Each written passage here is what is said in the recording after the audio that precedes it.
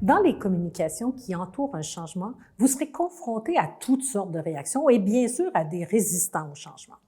Le meilleur conseil que je peux vous donner, c'est de ne pas gaspiller votre énergie à vouloir convaincre ceux qui ne veulent pas embarquer. Même quand le changement va apporter des retombées positives, le changement dérange, mais il ne dérange pas tout le monde avec la même intensité. Certains accueillent les changements avec enthousiasme, d'autres résistent systématiquement. Les uns comme les autres sont aux extrémités et comptent chacun pour environ 10 à 15 % de votre public.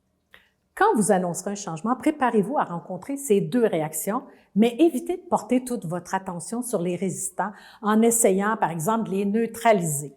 Concentrez votre énergie sur les enthousiastes, ceux qui sont vos alliés.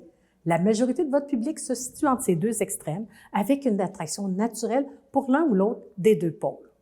En vous concentrant davantage sur les enthousiastes, en renforçant leur attitude, en leur accordant de l'importance, vous en faites des relayeurs. Vous n'êtes plus seul à porter le ballon. Ils vont porter la bonne nouvelle de façon naturelle auprès de leurs pairs. Tranquillement, une vague va se former, entraînant d'abord ceux qui étaient déjà attirés par la nouveauté. Graduellement, la vague gagnera ceux et celles qui penchaient vers le statu quo en laissant de plus en plus isolés les résistants purs et durs. Rappelez-vous que personne n'aime se retrouver seul. Votre récalcitrant finira par se joindre au mouvement. Si vous observez que ce n'est pas le cas, n'hésitez pas à aborder franchement la question avec lui ou avec elle. Vous avez besoin de l'adhésion de tout le groupe pour faire avancer les choses.